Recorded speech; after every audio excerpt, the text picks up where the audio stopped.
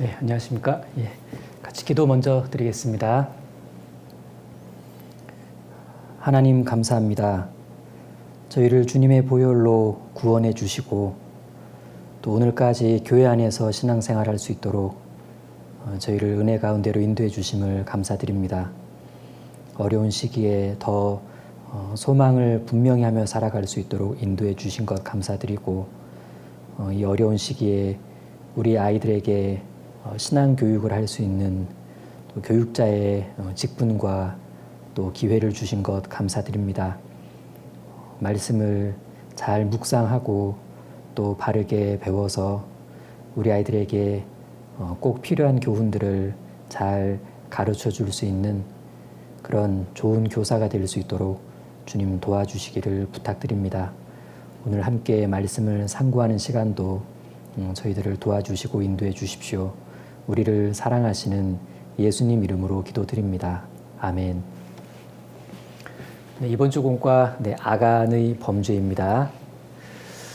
자, 여리고성 전투에서 승리한 이스라엘 백성들, 그들을 한번 상상을 해보는 겁니다. 자, 그들 전쟁 승리 이후에 분위기가 어땠을까요? 사기가 하늘을 찌르고 있었을 겁니다. 그리고 그 소문은 삽시간에 온 땅에 퍼졌을 겁니다. 자, 성경은 그때를 이렇게 말씀합니다. 찾겠습니다. 여호수아 6장 27절입니다. 자, 구약 성경 여호수아 6장 27절입니다. 여호수아 6장 27절.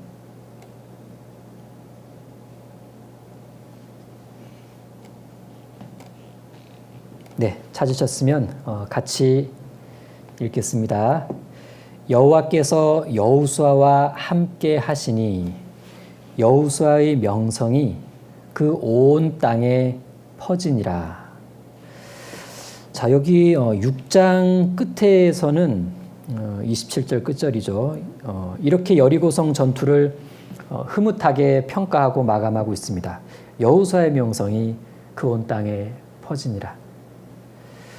자, 여리고성 사건은 이렇게 좋은 전망 속에서 마무리되어 가는 듯 했습니다. 그러나 바로 이어지는 7장에서는요, 분위기가 완전 달라집니다. 자, 이 여리고성 전투 중에 작지만 치명적인 문제 하나가 있었다는 걸 소개해 주고 있습니다. 자, 바로 아간이라는 사람이 죄를 지은 겁니다. 자, 보시겠습니다. 7장 1절입니다. 7장 1절 제가 읽겠습니다. 이스라엘 자손들이 바친 물건을 인하여 범죄하였으니 이는 유다 지파 세라의 증손 삽디의 손자 갈미의 아들 아간이 바친 물건을 취하였음이라. 여호와께서 이스라엘 자손들에게 진노하시니라. 자, 그리고 이제 2절부터는 하나님의 진노가 이 다음 전투인 아이성 전투의 패배로 이어졌다는 걸 소개해주고 있습니다. 그러면 아간에게 무슨 문제가 있었던 걸까요? 이걸 알아보기 위해 여리고성 전투 직전의 상황으로 한번 돌아가 볼 텐데 6장 18절입니다. 여호수아 6장 18절. 자, 6장 18절을 보시면 지금 이제 여리고성을 도는 7째 날입니다. 그리고 7바퀴를 다 돌고 나서 백성들이 외치기 전에 여호수아가 그들에게 뭔가를 당부하는 내용입니다. 자, 지금부터 제가 반복되는 중요한 어떤 단어를 강조해서 계속 읽어 내려가겠습니다. 자, 6장 18절. 너희는 바칠 물건을 스스로 삼가라. 너희가 그것을 바친 후에 그 바친 어느 것이든지 취하면 이스라엘 진이 받침이 되어 화를 당케 할까 두려워하노라. 은금과 동철 기구들은 다 여호와께 구별될 것이니 그것을 여호와의 곳간에 드릴지니라. 이에 백성은 외치고 제사장들은 나팔을 불매 백성이 나팔 소리를 듣는 동시에 크게 소리질러 외치니 성벽이 무너져 내린지라. 백성이 각기 앞으로 나아가 성에 들어가서 그 성을 취하고 성중에 있는 것은 다 멸하되 남녀 노유와 우양과 나귀를 칼날로 멸하니라. 24절 무리가 불로 성읍과 그 가운데 있는 모든 것을 사르고 은금과 동철 기구는 여호와의 집 곳간에 두었더라. 7장 1절 이스라엘 자손들이 바친 물건을 인하여 범죄하였으니 이는 유다지파 세라의 증손 삽디의 손자 갈미의 아들 아간이 바친 물건을 취하였음이니라. 여호와께서 이스라엘 자손들에게 진노하시니라. 여호수아가 여리고에서 사람을 베델 동편 베다웬 곁에 있는 아이로 보내며 그들에게 일러 가로되 올라가서 그 땅을 정탐하라 하매 그 사람들이 올라가 아이를 정탐하고 여호수아에게로 돌아와서 그에게 이르되 백성을 다 올라가게 말고 2,3,000명만 올라가서 아이를 치게 하소서. 그들은 소수니 모든 백성을 그리로 보내어 수고롭게 마소서 하므로 백성 중 3,000명쯤 그리로 올라갔다가 아이 사람 앞에 도망하니 아이 사람이 그들의 36인쯤 죽이고 성문 앞에서부터 스바림까지 쫓아와서 내려가는 비탈에서 쳤으므로 백성의 마음이 녹아 물같이 된지라. 여호수아가 옷을 찢고 이스라엘 장로들과 함께 여호와의 궤 앞에서 땅에 엎드려 머리에 티끌을 무릅쓰고 저물도록 있다가. 자, 10절입니다. 여호와께서 여호수아에게 이르시되 일어나라. 어찌하여 이렇게 엎드렸느냐. 이스라엘이 범죄하여 내가 그들에게 명한 나의 언약을 어기었나니 곧 그들이 바친 물건을 취하고 도적하고 사기하여 자기 기구 가운데 두었느니라. 그러므로 이스라엘 자손들이 자기 대적을 능히 당치 못하고 그 앞에서 돌아섰나니 이는 자기도 바친 것이 됨이라. 그 바친 것을 너희 중에서 멸하지 아니하면 내가 다시는 너희와 함께 있지 아니하리라. 너는 일어나서 백성을 성결케 하여 이르기를 너희는 스스로 성결케 하여 내일을 기다리라. 이스라엘 하나님 여호와의 말씀에 이스라엘아 너희 중에 바친 물건이 있나니 내가 그 바친 물건을 너희 중에서 제하기 전에는 너희 대적을 당치 못하리라. 네, 여기까지입니다. 자, 어떻게 제가 좀 강조한 단어들이 좀 귀에 들리셨나 모르겠습니다. 결국 뭐가 쟁점이 됐냐면 바친 물건입니다. 바친 물건. 자, 바친 물건은 여호와의 곳간에 두어야 합니다. 만일 그것이 여호와의 곳간이 아니라 이스라엘 진으로 가져가면 화를 당하게 될 거라는 하나님의 명령이 있었는데 누군가 이 명령을 어기고 그 바친 물건을 이스라엘 진으로 가져다가 자기 집에 숨겼습니다. 가로챈 거죠. 그리고 이 사건은 그 다음 전투인 아이성 전투에 영향을 끼칩니다. 패전의 원인이 되었어요.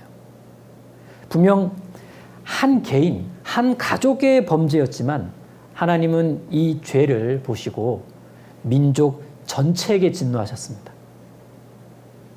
결국 큰 화를 불러오게 되는데 한 개인의 사욕이 무리 전체에 어떤 그 운명에 영향을 끼친 겁니다.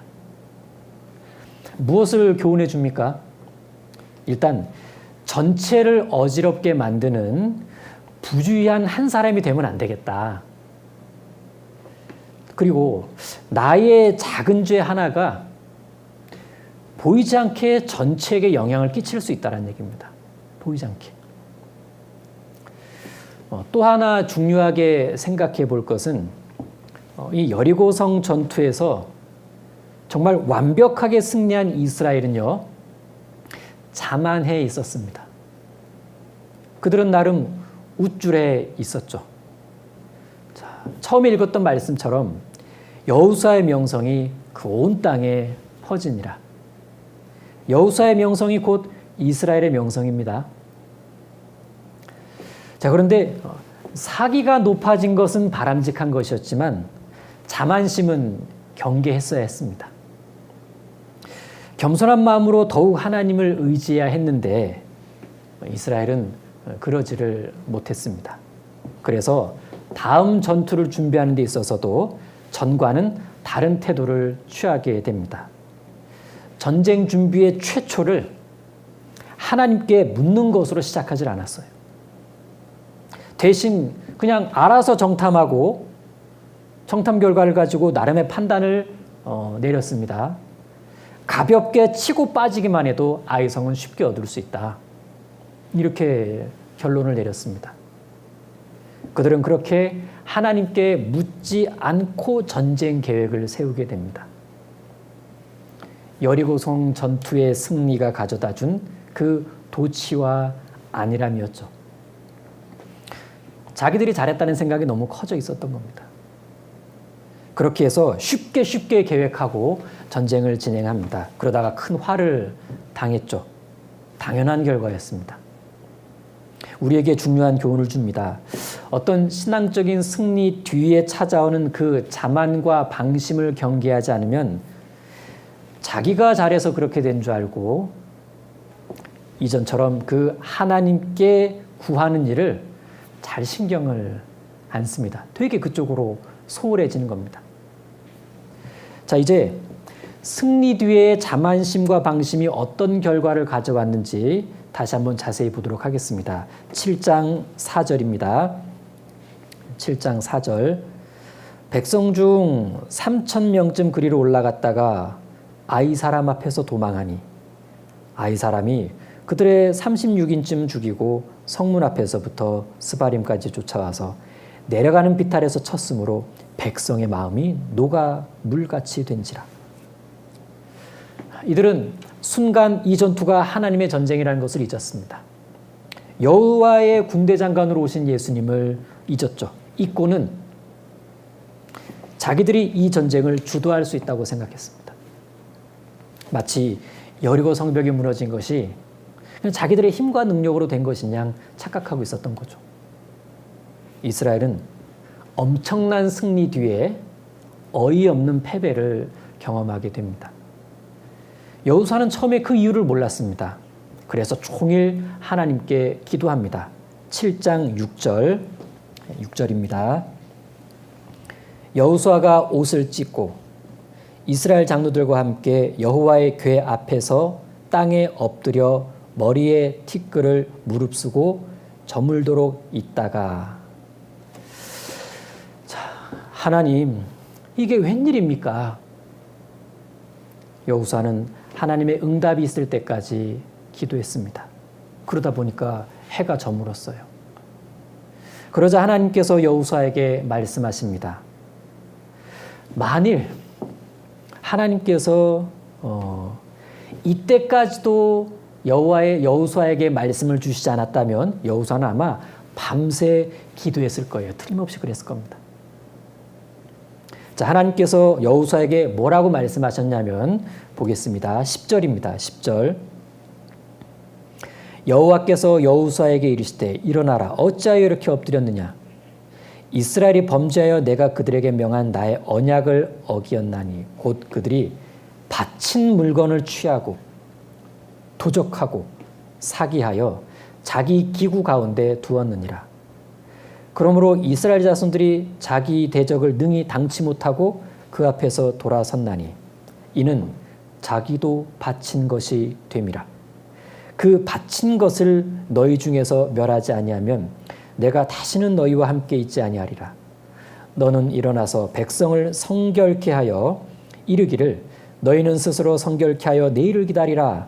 이스라엘 하나님 여호와의 말씀에 이스라엘아 너희 중에 바친 물건이 있나니 내가 그 바친 물건을 너희 중에서 제하기 전에는 너희 대적을 당치 못하리라. 자, 이제 하나님은 바친 물건에 대해서 언급하십니다. 이스라엘과 하나님 사이의 언약이 깨져버렸는데 누군가 바친 물건을 훔쳐간 거예요. 자, 원래는 이렇게 하라고 했죠. 6장 18절 보시면 6장 18절요.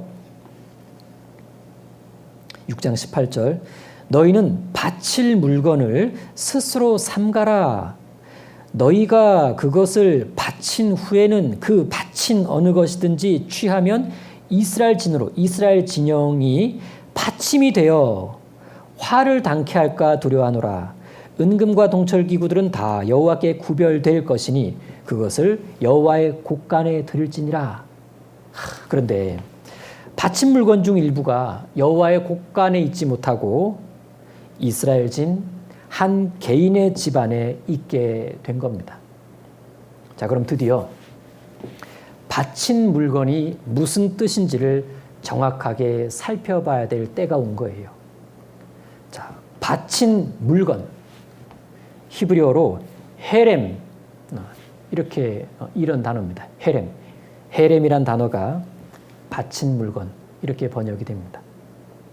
헤렘, 바친 물건. 자, 그 뜻은요, 하나님께 드려진 모든 것이라는 의미예요. 헤렘, 바친 물건, 하나님께 드려진 모든 것. 헤렘. 그래서 바친 물건이 되었다면 이 중에 어떤 것도 정복자의 것으로 남겨두면 안 돼요. 그래서 정복된 곳에 있는 물건들 중에 바친 물건, 헤렘으로 구별되어 지정된 것들은 모조리 없애버리거나 또는 여호와의 곳간에 드려져야 했습니다. 그것이 남김없이 하나님께 모두 드리는 모습이었어요. 자, 만일 정복된 곳의 생명체에 대해서도 바친 물건, 바친 물건, 헤렘이라고 명령하셨다면 그때는 이제는 인정의 얽매임 없이 전부 사륙해야 했습니다. 왜? 남기면 안 되니까. 그게 헤렘이고 그것이 바친 물건입니다. 자, 이렇게 해서 헤렘은 두 가지 뜻을 갖고 있다는 걸 알 수 있습니다. 첫 번째, 구별되어 오직 하나님께만 드려져야 될 대상. 두 번째, 남김없이 완전히 멸절돼야 될 대상. 자, 6장 19절을 보시면 은금과 동철 기구들은 다 여호와께 구별될 것이니 그것을 여호와의 곳간에 드릴지니라. 곳간에 드릴지니라. 온전히 다 드려라. 헤렘. 21절 성중에 있는 것을 다 멸하되 남녀노유와 우양과 나귀를 칼날로 멸하니라. 다 멸하되 칼날로 멸하니라. 완전히 다 멸한다. 헤렘. 여호와의 곳간에 드려라. 온전히 드려라. 헤렘. 다 멸하되 칼날로 멸해라. 완전히 멸한다. 헤렘. 자, 그러면 온전히 다 드린다와 완전히 다 멸한다. 어떻게 보면 극과 극이에요. 의미가. 그래서 극과 극인데 한 단어예요. 그러다 보니까 이 바친 물건이라는 이 단어가 딱 나올 때 얼핏 읽으면요, 혼란스러울 수 있다는 얘기입니다. 자, 이 구절 한번 보십시오. 12절, 7장 12절입니다. 7장 12절 보시면 그러므로 이스라엘 자손들이 자기 대적을 능히 당치 못하고 그 앞에서 돌아섰나니 여기입니다. 이는 자기도 바친 것이 됨이라. 그 바친 것을 너희 중에서 멸하지 아니하면 내가 다시는 너희와 함께 있지 아니하니라. 여기 이는 자기도 바친 것이 됨이라. 전 이 표현이 되게 어렵더라고요. 근데 헤렘의 두 뜻을 알고 나니까 이해가 좀 됐는데, 이는 자기도 바친 것이 됨이라. 자, 바친 것, 바친 물건, 이 헤렘이 온전히 하나님께 드려지지 않으면 이제 그가 헤렘이 될 거란 얘기예요. 멸해지게 된다는 겁니다. 다시 말하면 헤렘, 구별되어 하나님께 드려져야 될 대상을 하나님께 온전히 드리지 않았다면 이젠 그가 하나님으로부터 헤렘, 즉 완전히 멸절돼야 될 대상이 될 거란 뜻이에요. 이는 자기도 바친 것, 헤렘이 됨이라. 그래서 이 말씀 바로 뒤에 이렇게 설명해 주셨는데 12절 중간에요. 12절 중간에 그 바친 것을 보세요. 그 바친 것을, 그러니까 그 구별되어 드려졌어야 할 헤렘을 온전히 드리지 않았으니 이제는, 자 여기 너희 중에서 멸하지 아니하면, 즉 이젠 헤렘으로서 완전히 멸하지 않으면 내가 다시는 너희와 함께 있지 아니하리라.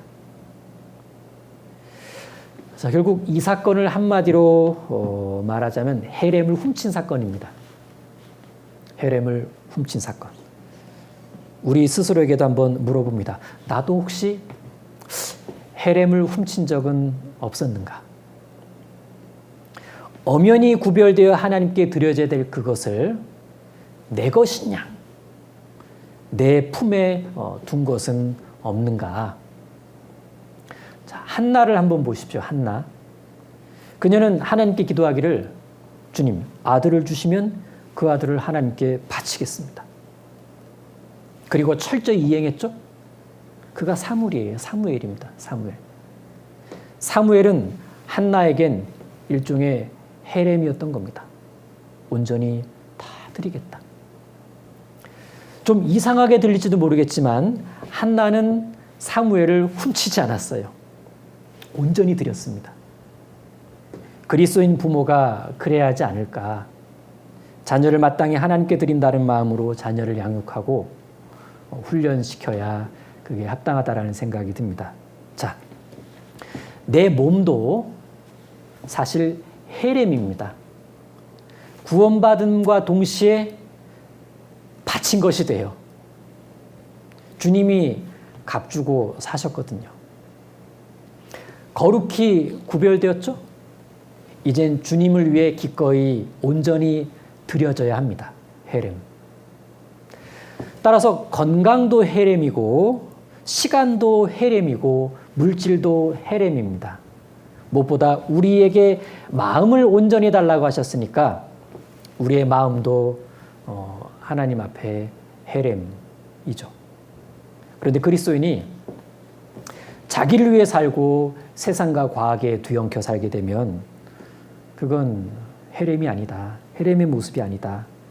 온전히 드려야 할 것을 드리지 않으면 헤렘 될 수 있습니다. 큰 해를 입게 될 거란 얘기입니다. 헤렘이 되는 겁니다. 자, 특별히 직분을 주신 것은 헤렘이 되라 라는 뜻이기도 하죠. 하나님께 더욱 온전히 드리는 삶을 살아달라라는 교회의 부탁이기도 합니다. 자, 한편 예수님 밖에 있었던 우리는 저주받은 헤렘이었어요. 진노의 대상이었습니다. 그런데 예수님 안에서 우리는 은혜 받은 헤렘, 거룩히 구별된 자들이 되었습니다. 그래서 이제는 하나님께 기쁨을 드리는 삶을 살기를 원하는데 헤렘 되고 싶은 거예요. 그 찬송가 141장에는 웬 말인가 날 위하여 주 돌아가셨나 몸밖에 드릴 것이 없어 이 몸 바칩니다.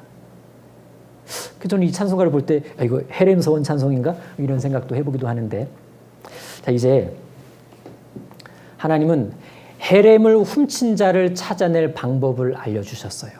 먼저는 성결을 요구하셨습니다. 7장 13절입니다. 너는 일어나서 백성을 성결케 하여 이르기를 너희는 스스로 성결케 하여 내일을 기다리라. 이스라엘의 하나님 여호와의 말씀에 이스라엘아 너희 중에 바친 물건이 있나니 내가 그 바친 물건을 너희 중에서 제하기 전에는 너희 대적을 당치 못하리라. 자, 스스로 성결케 하라. 성결을 요구하셨습니다. 그 다음에 구체적인 방법을 알려주셨는데 14절입니다.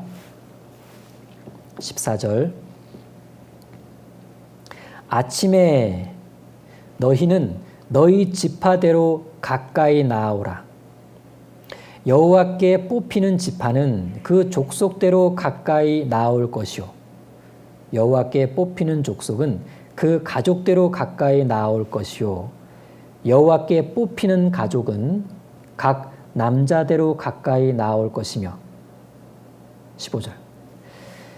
바친 물건을 가진 자로 뽑힌 자를 불사르되,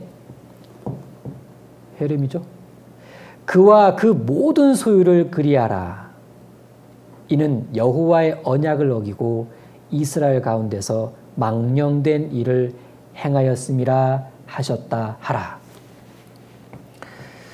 하여튼 바친 물건을 가진 자로 뽑힌 자는 그냥 뭐 불사르되 그와 그 가족 또 소유를 다 그렇게 하래요. 저는 이런 생각을 해봤습니다. 의로운 행동을 한 라합에게는 그녀에게 속한 모든 것, 사람이든 물건이든 다 이끌어내라고 하셨는데 그건 은혜죠. 은혜. 그런데 여기서는 그와는 정반대로 망령된 행동을 한 아간에게는 그에게 속한 모든 것, 뭐 사람이든 물건이든 다 이끌어내라고 하셨습니다. 그건 저주예요. 자, 이렇게 됐습니다. 24절, 7장 24절. 여호수아가 이스라엘 모든 사람으로 더불어 세라의 아들 아간을 잡고 그 은과 외투와 금덩이와, 요걸 이제 가로챘거든요. 그 아들들과 딸들과 소들과 나귀들과 양들과 장막과 무릇 그에게 속한 모든 것을 이끌고 아골 골짜기로 가서 여호수아가 가로되 내가 어찌하여 우리를 괴롭게 하였느뇨. 여호와께서 오늘날 너를 괴롭게 하시리라 하니 온 이스라엘이 그를 돌로 치고 그것들도 돌로 치고 불사르고. 자, 여기서 한 가지 의문이 듭니다.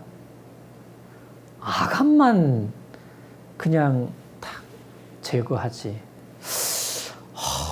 가족들까지 싹. 그리고 모세오경엔 이런 말씀이 있거든요. 신명기 24장입니다. 저기 접으시고요. 신명기 24장 보겠습니다. 신명기 24장. 신명기 24장 16절입니다. 신명기 24장 16절. 제가 읽겠습니다. 아비는 그 자식들을 인하여 죽임을 당치 않을 것이요. 자식들은 그 아비를 인하여 죽임을 당치 않을 것이라. 각 사람은 자기 죄의 죽임을 당할 것이니라. 네, 열왕기하 14장 6절에도 같은 말씀이 있습니다. 아니 그럼 왜 아버지 아간 때문에 죄 없는 가족들까지 죽게 하셨을까? 그냥 각 사람은 자기 죄로 죽는다 그랬는데 왜 아간만 그렇게 하지? 가족들은 또 뭔 죄냐? 그럼 다른 측면을 한번 질문을 던져볼까요? 그럼 라합은 본인만 거기서 구원받지. 가족들이 정탐꾼 선대했나? 정탐꾼들을 선대하자는 가족들은 왜 구원받게 하셨는가? 자, 이런 공통점이 있습니다. 아간이든 라합이든 그의 가족들은 그와 같은 마음이에요. 예, 그의 가족들은 그와 같은 마음이 되었습니다. 보세요.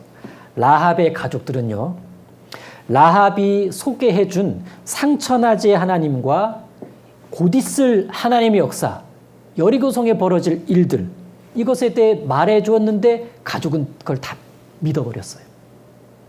그래서 붉은 줄의 약속을 하나님의 언약으로 믿고 다 그 집으로 들어가서 그 그날을 기다렸는데 은혜를 기다린 거예요. 구원의 역사를 기다린 겁니다. 같은 믿음을 가지고 있었다는 얘기입니다. 자, 아간의 가족들 역시도 아버지가 남편이 저지른 그 일을 몰랐을까요? 몰랐을 리가 없습니다. 뭐 요만한 거 갖고 왔나요? 뭐 방이 또 많아요? 그래봐야 장막이지. 못 봤을 리가 없고 무슨 일을 하고 있는지를 몰랐을 리가 없어요. 다 알았습니다. 그리고 가족들은 묵인했거나 동의했거나 적극 도왔거나 아버지의 죄를 묵인한 죄, 남편의 죄를 묵인한 죄, 가족 한 사람의 죄를 못 본 채 한 죄, 내지는 동조한 죄, 그렇게 해서 동류가 돼버린 거예요. 동류가. 자, 보세요. 영향력 있는 한 개인의 잘못이 온 집안을 축복으로 이끌 수도 있고 라합, 멸망으로 이끌 수도 있습니다. 아간.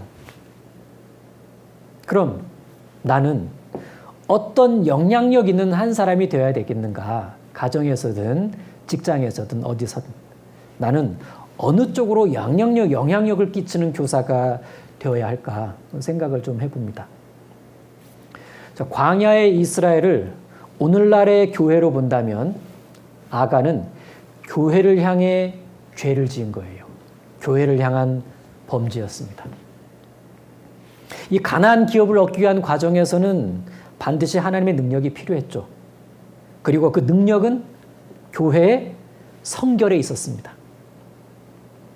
그래서 광야에서는 성결 명령을 수시로 내렸거든요.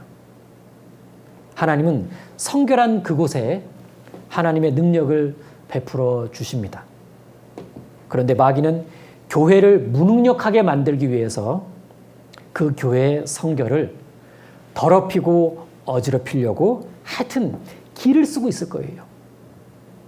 외적으로는 바퀴를 가하면서 내부에는 틈을 타서 누군가의 마음에 탐심을 불러일으킬 겁니다.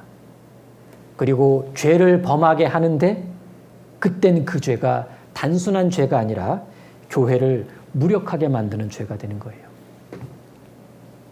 자, 아간 한 사람의 범죄는 거룩한 공동체의 성결을 잃어버리게 만들었습니다. 무력해진 줄도 모르는 이스라엘은 아이성 전투에서 참패를 당하게 되죠. 이렇게 교회도 그 지체 하나가 성결을 잃어버리게 되면 자칫 전체가 능력을 상실해 버릴 수도 있다는 얘기입니다. 그래서 교회의 모든 지체는 어떤 그 책임감을 가지고 자신의 성결을 중요하게 여기면서 죄를 경계해야 할 겁니다. 자, 아간은 성도들을 향해 죄를 지은 것이기도 합니다. 성도들의 그 단합된 마음과 성도들의 그 믿음의 교제를 탁 깨뜨리는 죄를 지은 거예요. 아마 이스라엘 백성들에게 큰 상실감, 상처, 분노를 안겨줬을 겁니다. 바들바들했을 거예요. 우리도 자칫 개인적인 죄라고 여긴 것들이 실상은 교회와 형제자매들에게 지은 죄가 될 수도 있을 겁니다. 이 아간은 거룩한 전쟁을 자기 육신의 유익으로 활용을 했습니다. 그러니까 이제 교회 일의 어떤 부분을 자기 육신의 유익으로 활용하려는 마음이 올라올 때 그게 다름 아닌 아간의 손짓이에요. 교회 일은 충분한 긴장감을 가지고 성결의 자세로 해야 합니다. 자, 여호수아는 아주 뭐랄까 너무나 큰 상실감에서 이렇게 말했는데 7장 25절입니다. 7장 25절 여호수아가 가로되 내가 어찌하여 우리를 괴롭게 하였느냐 여호와께서 오늘날 너를 괴롭게 하시리라. 하니 온 이스라엘이 그를 돌로 치고 그것들도 돌로 치고 불사르고 내가 어찌하여 우리를 괴롭게 하였느냐. 자, 혹시 내가 하나님 앞에 또는 교회 앞에 또는 동역자들 앞에 합당치 않은 은밀한 죄가 있다면 하나님께서 성경을 통해 자기에게 하시는 말씀을 들을 수 있어야 됩니다. 네가 어찌하여 우리를 괴롭게 하였느냐. 자, 우리 중에 교회 안에서 혹은 함께 동역하면서 은밀히 감추는 죄가 있다면 그건 하나님 앞에 참 기도 가운데 들어야 될 것을 들을 수 있어야 됩니다. 결국 아간 때문에 아골골짜기라는 이름이 생겨났습니다. 26절입니다. 26절. 그 위에 돌무더기를 크게 쌓았더니 오늘날까지 있더라. 여호와께서 그 극렬한 분노를 그치시니 그러므로 그곳 이름을 오늘날까지 아골골짜기라 부르더라. 자, 이제 이스라엘은 아이성 전투 2차전을 준비합니다. 그런데 여호수아는요, 전쟁 전날임에도 불구하고 그 전날 밤에 전쟁터 현장에서 아주 평안하게 잠을 잡니다. 8장 9절입니다. 여호수아 8장 9절.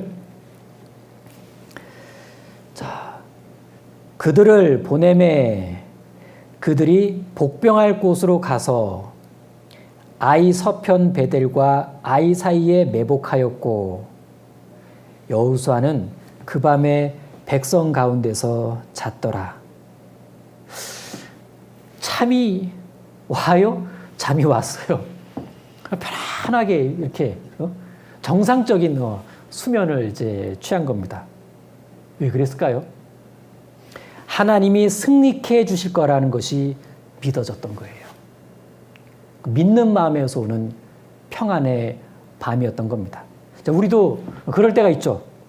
어느 날 말씀이 내 자신의 잘못을 깨닫게 주었습니다. 그리고 내가 할 수 있는 최선을 다해서 그 문제들을 해결을 해 나갔습니다. 그 후에 주님께서 다시 새 희망의 말씀을 주셨을 때 그때 마음이 편안해지죠. 다시 하나님과의 관계가 좋아진 겁니다. 자, 여호수아는 이 8장 1절에서 하나님으로부터 두려워 말라. 그래, 이제는 올라가라. 이번엔 그 땅을 다 내 손에 주노라. 자, 이 말씀을 들었기 때문에 또 이 말씀이 이젠 믿어졌기 때문에 그래서 마음이 편안해져서 전쟁터에서도 단잠을 잘 수가 있었습니다.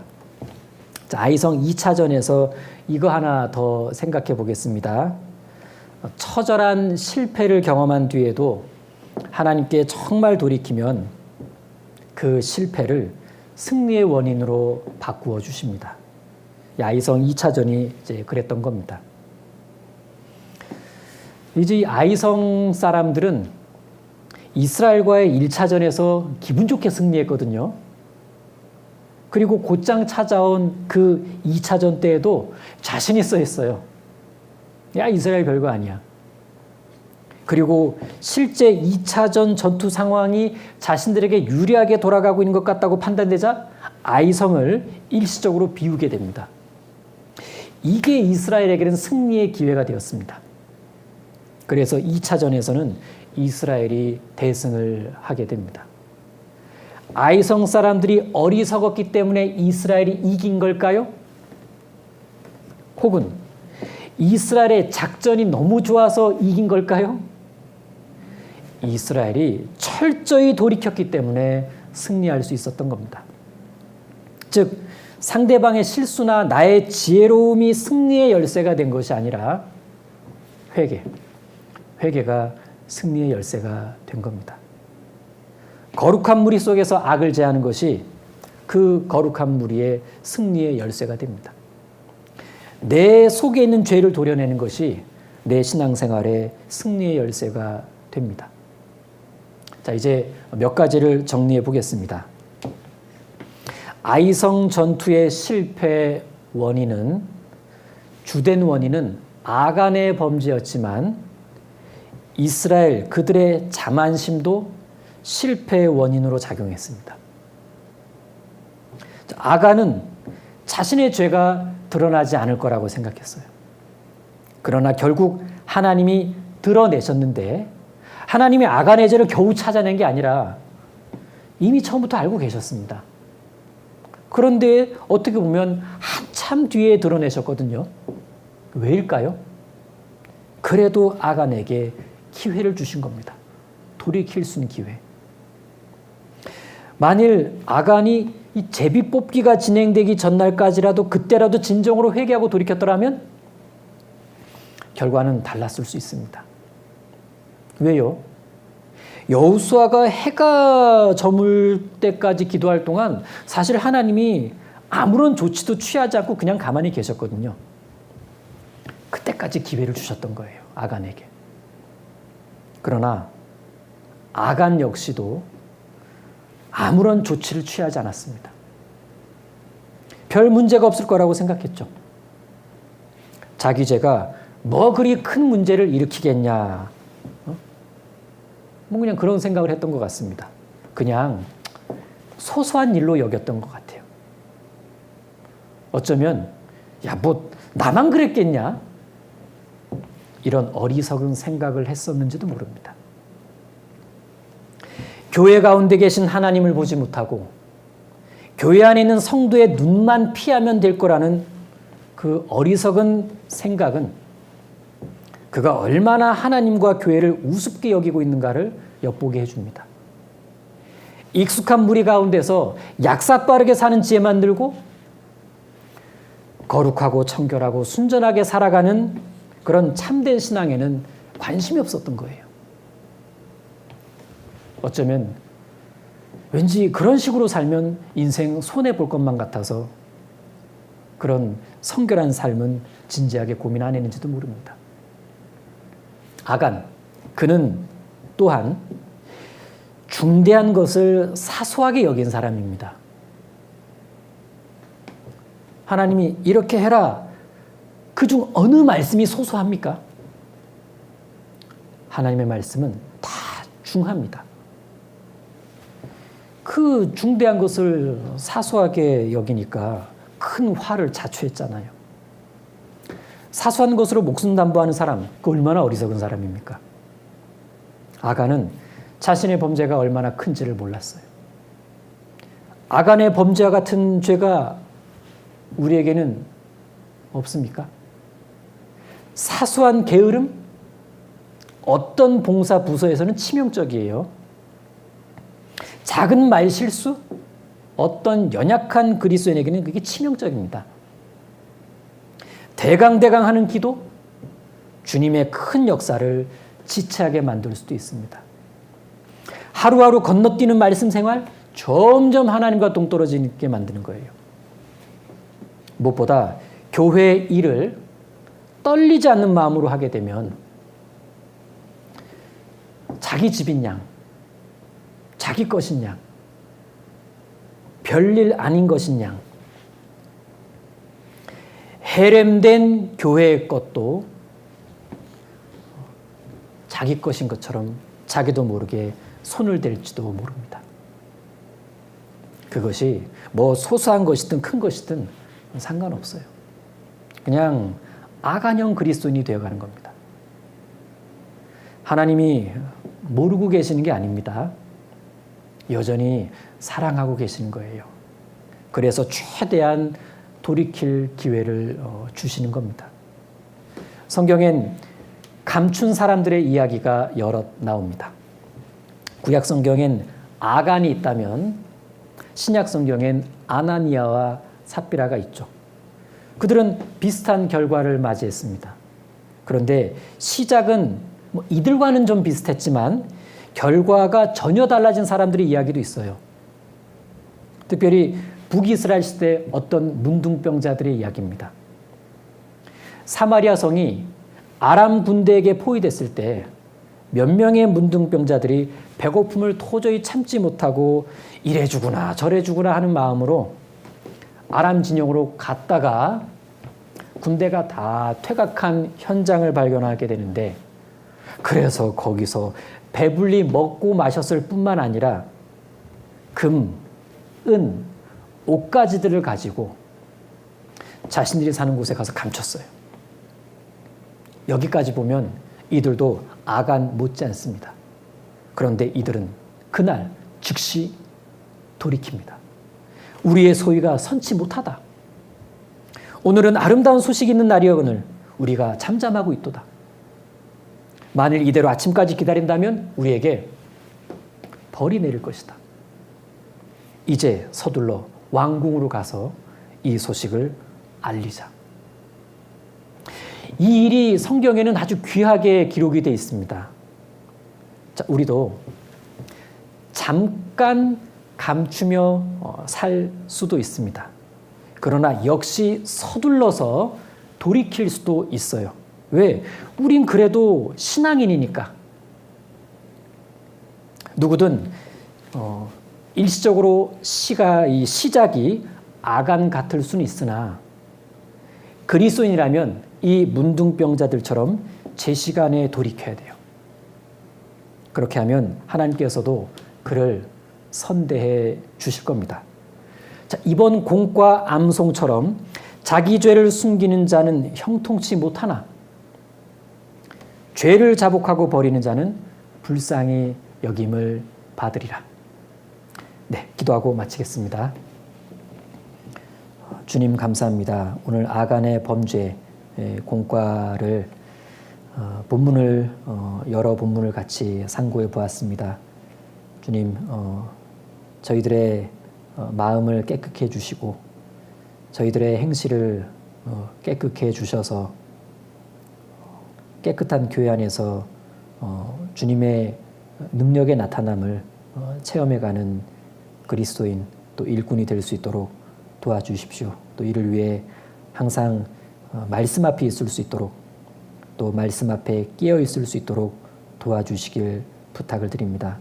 어려운 시기에 좀 더 힘을 내서 우리 아이들이 신앙교육을 온전히 받는 일에 저희가 귀하게 쓰임받을 수 있도록 주님 저희를 더 도와주시고 힘주시기를 부탁드립니다. 감사드리며 예수님 이름으로 기도드립니다. 아멘.